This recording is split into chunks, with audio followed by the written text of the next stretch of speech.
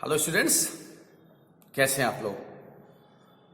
आज की अपनी फिजिक्स क्लास में मैं क्लास 11th का टॉपिक सरफेस टेंशन स्टार्ट कर रहा हूं। और इस सरफेस टेंशन के कुछ टॉपिक मैं अपने प्रीवियस लेक्चर्स में, जैसे surface energy, cohesive force, adhesive force या सरफेस टेंशन क्या है, ये सब आपको बता चुका हूं। और आज जो मैं बताने जा रहा हूं that is shape of liquid meniscus in glass tube। इसकी शुरुआत करता हूं। आप देखिए, जैसे मैं आपसे कहता हूं कि ये बता भी चुका हूं, ये ग्लास प्लेट है और इसके ऊपर एक वाटर ड्रॉप जब डाली जा रही है तो इसके ऊपर इस तरीके से स्प्रेड हो जाती है, या यूं कहिए कि वो इसके ऊपर पूरी तरीके से फैल जाती है, जितनी दूर तक फैल सकती है। लेकिन यहीं पे जब हम एक मरकरी ड्रॉप डालते हैं तो वो इस तरीके से रहता है, स्फेरिकल रहता है। इसका मतलब क्या हुआ? इसका मतलब ये हुआ कि वाटर ग्लास पे स्टिक कर जाता है, बता चुका हूं। और स्टिक करने का मतलब अपना सरफेस एरिया इंक्रीज करता है, यानी ये ग्लास के साथ मैक्सिमम एरिया जितना पॉसिबल है कांटेक्ट में लाने की कोशिश करता है। जबकि ये मरकरी ड्रॉप स्फेरिकल होने की वजह से मिनिमम सरफेस एरिया, देखिए बस इतने तो कांटेक्ट में है, इतना ही, वही एक ड्रॉप है, उसका एरिया इतना हो गया और उसका इतना एरिया कांटेक्ट में, यानी मिनिमम एरिया कांटेक्ट में लाना चाहता है। इससे जो क्लियर हो रहा है कि कुछ लिक्विड सरफेस को स्टिक करते हैं, वो उसके ऊपर फैल जाते हैं, और जो उस सरफेस को स्टिक नहीं करते हैं उस पे फैलते नहीं हैं, एरिया कांटेक्ट मिनिमम करते हैं। अब आप एक चीज देखिएगा, आपने जैसे मैं ये करता हूं कि ये ग्लास की प्लेट है, ये ग्लास प्लेट है। अब यहां लिक्विड भरा हुआ है, इसको पानी में डुबोया गया है, इसमें वाटर में। तो क्या ये इस पे नॉर्मल होगा जिस तरीके से दिखाई दे रहा है? नहीं। क्यों?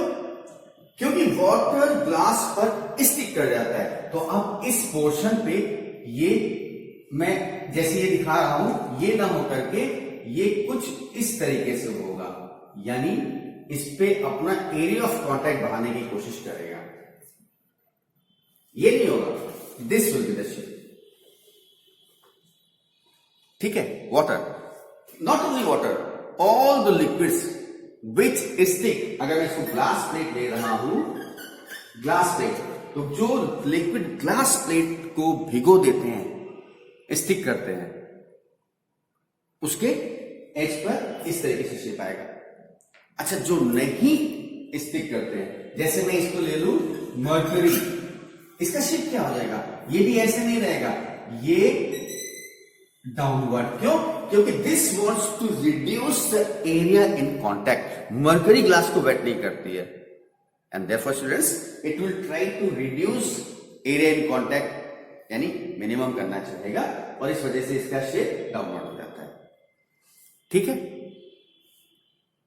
अब आप देखिए मेरा टॉपिक क्या है, shape of liquid meniscus in glass tube. मैं अब ग्लास ट्यूब के अंदर आ रहा हूं, और इससे पहले कि ग्लास ट्यूब को डिस्कस करूं, देखिए आपने ये देखा है कि ये पानी पीते हैं ना, ग्लास में पानी पीते हैं, तो ऐसा तो नहीं दिखेगा।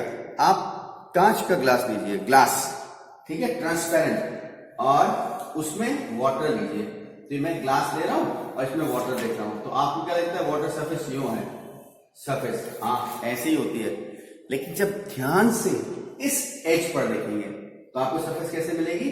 यहां पर थोड़ी सी उठी होती है, और यहां पर भी थोड़ी सी ये सरफेस उठी होती है, यानी एज पर जो सरफेस है वो कुछ इस तरीके से उठा होता है।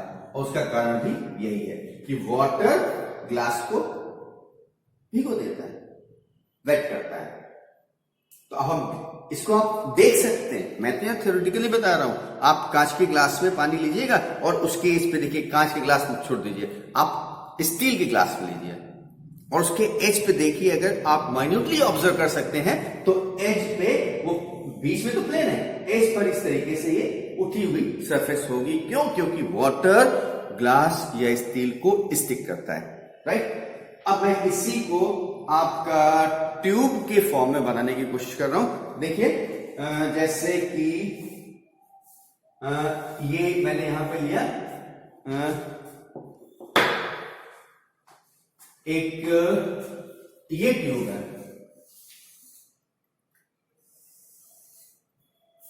और ये एक कंटेनर है और इस कंटेनर में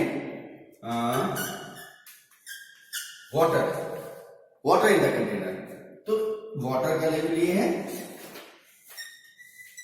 क्या ये प्लेन होगा? नहीं, ये ग्लास क्या है, तो यहां पे इस तरीके से कर्व होगा, यहां पे इस तरीके से कर्व होगा, लेकिन मुझे बाहर से कोई लेना देना नहीं है, मैं केवल ट्यूब के अंदर की बात डिस्कस कर रहा हूं। तो आप देखिए शेप क्या होगा, इस तरीके से ये फ्लैट होगा और यहां पर ये कर्व हो जाएगा, ठीक। अब इसी को अगर हम मरकरी ट्यूब ले लें, मतलब एक ट्यूब लेते हैं ये और इसमें मरकरी फिल करते हैं, क्या, Hg, तो क्या उसका शेप ऐसे होगा। What is this? This is H2O, यानी शेप कैसा हो गया ये। और इसमें क्या होगा, यहां क्या लिया मैंने, दिस इज योर Hg। तो मरकरी क्या करती है, ग्लास पे स्टिक नहीं करती है और अपने सरफेस एरिया को मिनिमम करती है, यानी इसका शेप कुछ इस तरीके से होगा। यानी वाटर के केस में, अगर मैं इसको हटा दे रहा हूं यहां से, तो वाटर के केस में आप देखिए कि ये शेप इस तरीके से होगा और मरकरी के केस में ये शेप इस तरीके से होगा। तो shape of the liquid meniscus in glass tube, और ये कैसा है, कॉनकेव। इसको अगर आप देखिए, अगर हम, ये तो ट्यूब है, टेस्ट ट्यूब है, अगर फाइन ट्यूब ले लें, फाइन का मतलब ये डायमीटर कम हो, तो इसके अंदर शेप कैसे हो जाता है, लाइक दिस, कॉनकेव, क्योंकि नीचे वाटर फिल है। और यही अगर हम एक फाइन ट्यूब लेकर के मरकरी में डिप करें तो शेप क्या हो जाएगा, this shape will become convex, ठीक। तो आप इसको देखो क्या हो रहा है, क्योंकि ये सरफेस हमारी डाउनवर्ड प्रेस्ड है, कॉनकेव शेप है, तो इसका मतलब डेफिनेटली ऊपर प्रेशर ज्यादा है और नीचे प्रेशर कम है, ठीक है। क्योंकि नीचे प्रेशर ज्यादा होता है तो इसको ऊपर प्रेस करता है। It means the pressure above the concave surface is more. और यहां क्या है, इसका मतलब यहां प्रेशर ज्यादा है, ऊपर कम, तो कॉन्वेक्स के ऊपर प्रेशर कम है। इससे स्टूडेंट्स क्या हो रहा है, आपको ये पता चल गया कि pressure below the concave surface is less and pressure above the concave surface is more. मैं लिख दे रहा हूं, पहली बात तो ट्यूब के अंदर शेप क्या होगा, शेप विल बी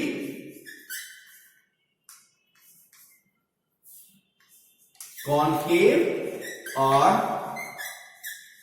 कॉन्वेक्स, और ये डिपेंड करेगा लिक्विड के ऊपर कि कौन सा लिक्विड है, क्या वो लिक्विड उस सरफेस को स्टिक करता है या नहीं, उस पर डिपेंड करेगा, कॉनकेव या कॉन्वेक्स। तो अब क्या निकला कि कॉनकेव सरफेस के नीचे प्रेशर कम है, तो प्रेशर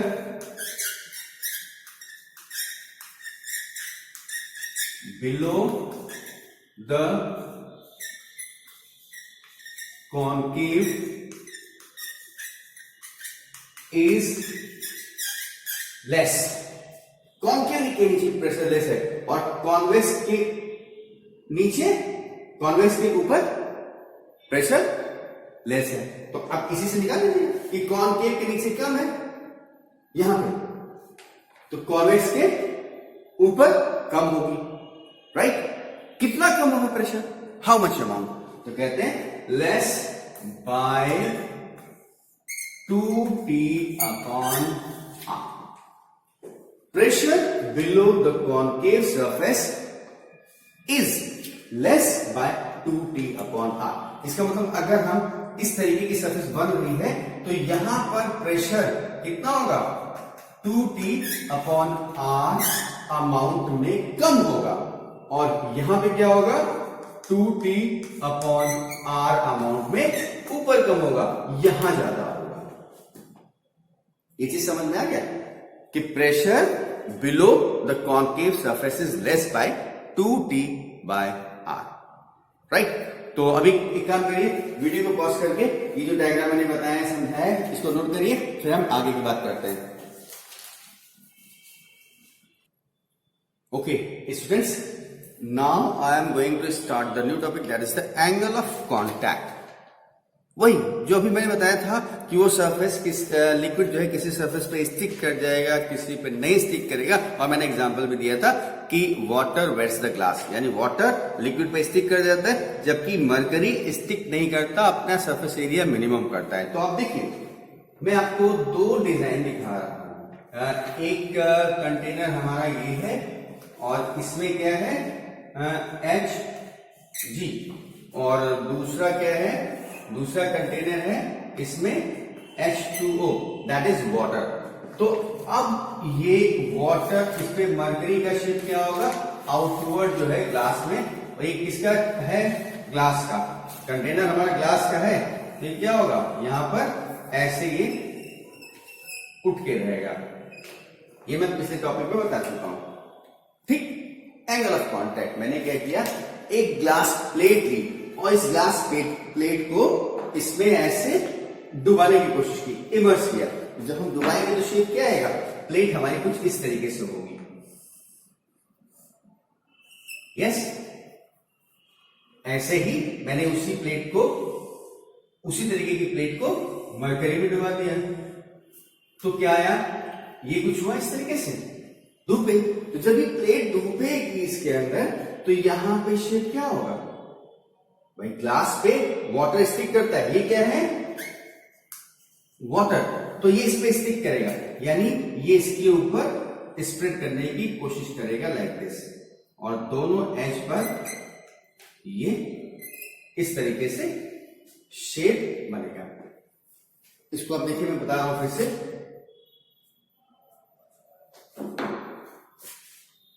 लाइक दिस, ठीक है। और यहां क्या होगा, क्योंकि मरकरी ग्लास को वेट नहीं करता है तो अपना सरफेस एरिया मिनिमाइज करने की कोशिश करेगा, और ये शेप कुछ इस तरीके से बनेगा, डाउनवर्ड,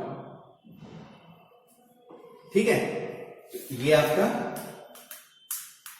वाटर है और ये मरकरी है। तो अब आप देखिए इस पॉइंट को क्या कहेंगे, दिस पॉइंट या दिस पॉइंट, ये पॉइंट कहलाता है पॉइंट ऑफ कांटेक्ट, चाहे ये पॉइंट हो या ये पॉइंट हो, ये हमारे पॉइंट्स क्या है, पॉइंट ऑफ कांटेक्ट। अब पॉइंट ऑफ कांटेक्ट पे दो सरफेस हैं, एक सरफेस सॉलिड की है ग्लास प्लेट की, और दूसरी सरफेस किस चीज की है, लिक्विड की। अब हम क्या करें, inside the liquid point of contact से इन दोनों सरफेस पर टेंजेंट ड्रा करें। तो देखिए इस सरफेस पर टेंजेंट क्या होगा, डाउनवर्ड, इस सरफेस पर टेंजेंट डाउनवर्ड होगा, और इस कर्व सरफेस पर टेंजेंट क्या होगा, लाइक दिस, ठीक है। अब मैं यहां की बात कर रहा हूं मरकरी में, तो इनसाइड, तो पहले मैंने यहां पे सरफेस पे टेंजेंट ड्रा किया, और दूसरा लिक्विड सरफेस यानी इस पे, और ये टेंजेंट हमारी आ रही है बाहर, this tangent is going outside.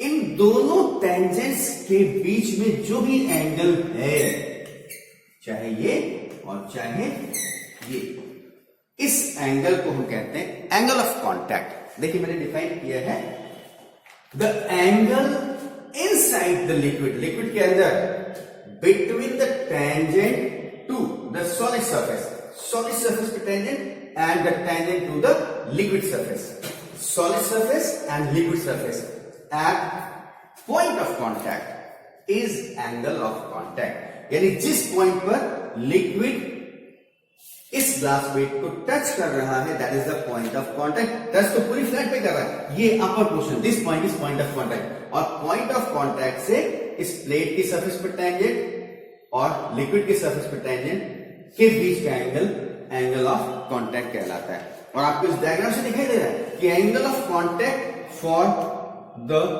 Water is less acute and for the mercury it is obtuse. Yes, ठीक है, बात समझ में आ गया। तो इसका एक और आपको मालूम है कि water wets the glass, water glass को भिगो देता है। तो इसका मतलब ये तय हो रहा है कि वो सारे के सारे लिक्विड किसी भी सरफेस को भिगो देंगे, अगर वेट कर देंगे या स्टिक करेंगे, अगर उस लिक्विड और उस सरफेस के बीच बनने वाला एंगल ऑफ कांटेक्ट 90 डिग्री से लेस है। Yes, angle of contact is less than 90 degree. और अगर 90 डिग्री से ज्यादा हो गया, ऑब्ट्यूस एंगल हो गया, इस कंडीशन में वो लिक्विड उस सरफेस को वेट नहीं कर पाएगा। क्लियर? 2 मिनट का टाइम आप इसको समझने की कोशिश करिए।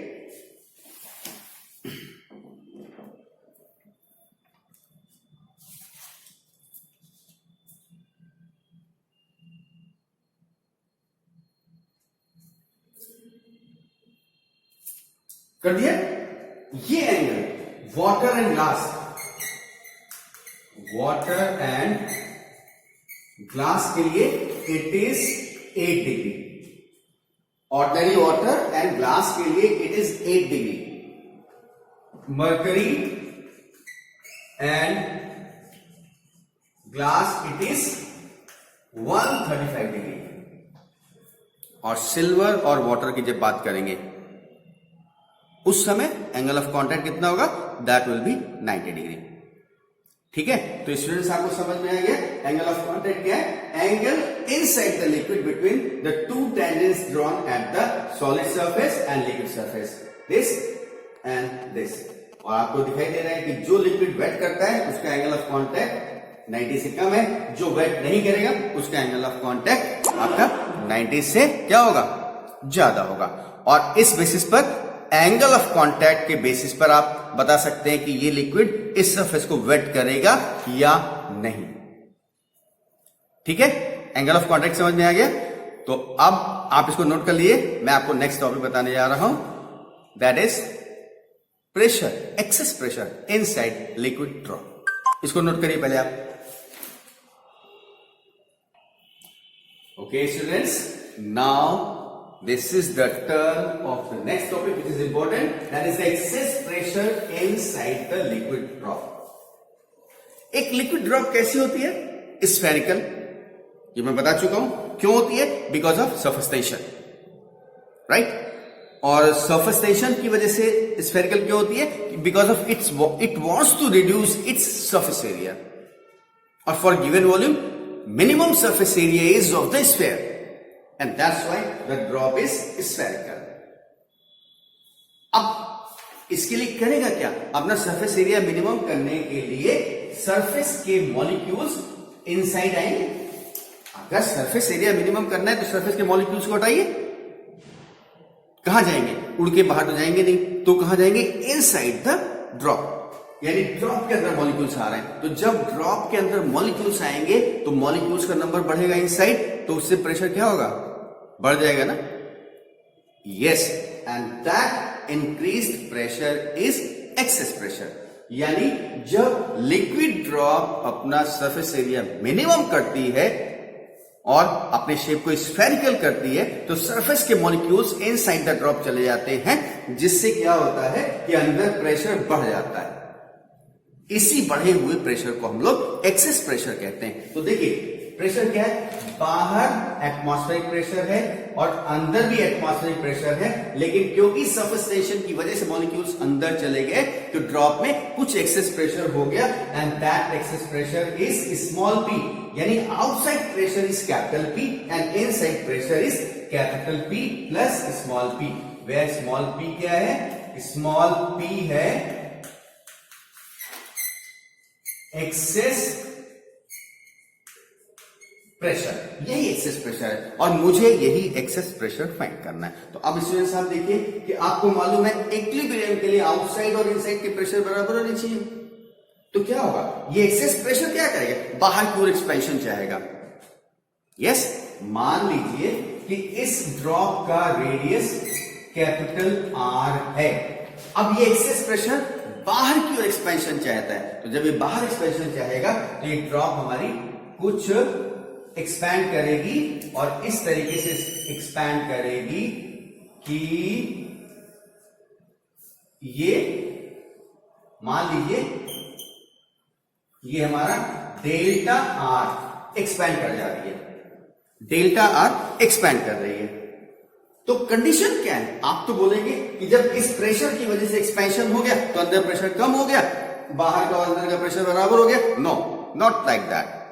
ये एक्सपेंशन स्टूडेंट्स इस तरीके से होता है कि एक्सेस प्रेशर जो शुरुआत में होता है वो अपनी जगह मेंटेन रहता है, एक्सेस प्रेशर में कहीं कोई कमी नहीं आ रही है। ठीक है, ड्रॉप के एक्सपेंशन में काम कौन कर रहा है? ये एक्सेस प्रेशर। इसी एक्सेस प्रेशर की वजह से एक्सपेंशन हो रहा, लेकिन इस बात को ध्यान में रखिएगा कि इस एक्सेस प्रेशर में कहीं कोई कमी नहीं आती है। राइट, हमको यही एक्सेस प्रेशर फाइंड करना है। तो आप देखिए, इसको मैं क्या करता हूं, लिख दे रहा हूं, आप उसको कॉपी कर लीजिएगा। ओके स्टूडेंट्स, मैंने क्या किया, इस स्टेटमेंट आपके लिए लिख दिया है, आप इसको कॉपी कर लीजिएगा। जो मैंने समझाया है इसको एक बार पढ़ भी दे रहा हूं। देखिए, let there is a spherical drop of radius r due to surface tension, it reduces surface area and becomes spherical, for which some molecules of the surface goes inside the drop and hence the pressure inside the drop increases. This increased pressure is excess pressure, small p, जो मैंने बाकी सब हटा करके केवल small p कर दिया है। This excess pressure expands the drop by delta r, यानी excess pressure delta r से expand करता है in such a way that there is no change in excess pressure, यानी expansion तो होता है लेकिन excess pressure में कोई changes नहीं आते हैं। अब आप देखिए, we know that क्या W is equal to T into delta A. ये हमने एरिया एक्सपेंशन के समय एक रिलेशन बताया था, W is equal to T into delta A. Yes, F was proportional to L, F is equal to T into L, उसके बाद work done निकाला था, तो that was W is equal to T into delta A. आप मेरे पिछले lecture में देख लीजिएगा अगर डाउट हो। Work done in expansion of the area, तो W is equal to T into delta A. अब मुझे चाहिए क्या? T क्या है? T is the surface tension of the liquid. इसको कहीं पे S भी बोलते हैं, कहीं सिग्मा डिनोट करते हैं, लेकिन मैं T लेकर के चल रहा हूं, इसका ध्यान रखिएगा। राइट, तो अब क्या चाहिए? We want work done and हो रहा है एक्सेस प्रेशर, इससे क्या हो रहा है? एक्सपेंशन, कितना? Delta R. तो now W is equal to force into displacement, और फोर्स कितना है? F is equal to P into area. लिख देता हूं, into area into displacement. Students, मैं इसको यहां पे कर रहा हूं। W is equal to pressure क्या है? कौन सा प्रेशर वर्क कर रहा है? Excess pressure into area. Area कितना था? 4 पाई आर स्क्वायर, और इंटू डिस्प्लेसमेंट क्या है? Delta R. तो this is your equation number 1। Yes, this is the work done. अब इस वर्क डन के बाद आपको क्या चाहिए? यू नीड डेल्टा है। फिर कहते हैं now delta A is equal to A2 minus A1। A2 क्या है? एक्सपेंशन के बाद एरिया, और A1 क्या है? एक्सपेंशन के पहले एरिया। तो सरफेस एरिया स्फीयर का क्या होता है? 4 पाई आर स्क्वायर। बाद में रेडियस हमारी बढ़ के क्या हो गई है? R plus delta are. Radius बढ़ करके R प्लस डेल्टा आर हो गई है, यानी this will be 4 pi r plus delta r whole square minus पहला एरिया, यानी 4 पाई आर स्क्वायर। यस, इसको एक्सपेंड करता हूं तो 4 पाई ब्रैकेट में खोलेंगे तो व्हाट दिस विल बी, ये हो जाएगा, this will become r square plus delta are square plus 2r delta are minus 4 pi are square. यहां तक दिख रहा है। अब मैं क्या कर रहा हूं स्टूडेंट्स, इसको यहां से हटा रहा हूं और उसके बाद इस साइड में लिखने की कोशिश करूंगा। W ये लिखा हुआ आपका इक्वेशन 1 और इसको आगे एक्सपैंड करता हूं। देखिए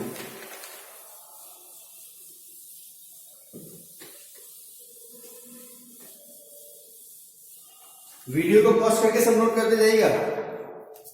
ये क्या है, इसको आगे एक्सपैंड करते हैं तो delta A is equal to, bracket खोल रहे हैं, यानी 4 pi are square plus 4 pi delta are square plus 4 into 2 8 pi R into delta are minus 4 pi are square this one, और 4 पाई आर स्क्वायर इससे cancel हो जाएगा, यानी delta A is equal to 8 this one pi R delta R plus 4 pi delta are square. इस term को हम neglect कर देंगे। क्यों? क्योंकि डेल्टा आर हमारा ऑलरेडी बहुत स्मॉल है, तो उसका स्क्वायर क्या हो जाएगा, that will become very very small. तो कहते हैं delta R is very small, its square will be very very small, और इसलिए हम इसको नेग्लेक्ट कर देंगे। तो मुझे क्या मिलेगा, therefore on neglecting it क्या मिलेगा, delta A is equal to 8 pi R into delta R. This is your 8 pi R delta. Equation number 2। सबसे पहले मैंने जो इक्वेशन लिखी थी, but W is equal to T into delta A, शुरुआत में लिखी थी। यहां पर इस W की वैल्यू को और इस डेल्टा ए की वैल्यू को पुट कर रहा हूं, तो W is equal to what, this one, यानी P into 4 pi are square into delta R is equal to P into delta A क्या है, दिस वन, यानी 8 pi R delta. Yes, main equation हमारा ये है। शुरुआत में रटने की जरूरत नहीं है। W is equal to T delta A, क्योंकि एक्सपेंशन हो रहा है, एक्सपेंशन में work done T delta A होता है, और आपको क्या फाइंड करना है, W और डेल्टा ए, वो हमने निकाल दिया है। यहां पे पुट कर रहा हूं, डेल्टा आर कैंसिल हो गया, और मुझे लगता है कि कुछ और चीजें भी कैंसिल होंगी, जैसे पाई कैंसिल होगा, और ये 4 2 8 और 8 आर इससे कैंसिल होगा, यानी P into P is equal to 2t by R। Yes, students, this is the formula for the excess pressure inside liquid drop. Yes, हो गया। This is formula for the pressure, excess pressure inside liquid drop. अब मैं आपको एक चीज और समझा रहा हूं। ये लिक्विड ड्रॉप का केस है। अगर हम इसको at the place of liquid drop oblique air bubble inside water, air bubble inside water consider करते हैं, तो भी ये डेरिवेशन मेरा इसी तरीके से होगा और एक्सेस प्रेशर यही पे आएगा। क्यों? आप देखिए, जब मैंने लिक्विड ड्रॉप लिया है तो इसकी एक ही सरफेस तो एयर के कांटेक्ट में है, या वाटर के अंदर मैंने एयर बबल ले लिया तो क्या हुआ, इसकी एक ही अंदर की सरफेस ही तो वाटर के कांटेक्ट में है, तो हमारा एक्सप्रेशन यही आएगा। लेकिन अगर हम इसकी जगह पर सोप बबल ले रहे हैं, सोप बबल का मतलब बाहर, तो क्या हो रहा, इस सोप बबल की अंदर भी और बाहर दोनों सरफेस एयर के कांटेक्ट में है तो एरिया क्या हो जाएगा, डबल। सोप फिल्म का केस जब होगा तो एरिया एक्सपेंशन डबल लेंगे। एयर सोप बबल होगा तो एरिया एक्सपेंशन डबल लेंगे, इसको ध्यान रखिएगा। तो एरिया एक्सपेंशन क्या हो जाएगा, इनटू 2 यानी 16 आ जाएगा। तो यहां क्या आ जाएगा, 4T/R। तो students, in the case of liquid drop और air bubble inside the water, दोनों कंडीशन में 2T/R आ रहा है, लेकिन मैं यहां पे लिखे दे रहा हूं इन the case of soap bubble in air, in the case of soap bubble in air,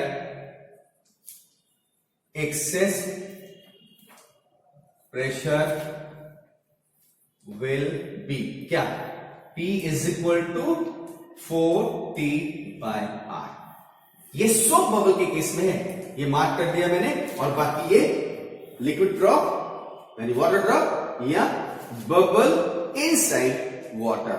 और ऐसा क्यों हो रहा है, क्योंकि सोप बबल की दोनों सरफेस एयर के कांटेक्ट में है, इसलिए expansion in area will becomes 2 times, यानी delta is equal to 2 into सब कुछ ऐसे ही करिएगा, यहां पर 2 into 8πr into delta are कर दीजिएगा। तो इससे क्या हो जाएगा, ये 16 हो जाएगा, सॉरी ये आपका 16 हो जाएगा और कैंसिल करने पर 4T/R रिजल्ट आएगा। Students, it's clear, important topic. एक मैंने कर दिया, दूसरा इसी तरीके से है, तीसरा ये जो केस लिखा है सोप बबल इन एयर, इसको आप खुद से ट्राई करिएगा and you will get good result, right. Video pause करके कॉपी कर लीजिए। Yes, thank you, God bless you. Copy कर लीजिएगा।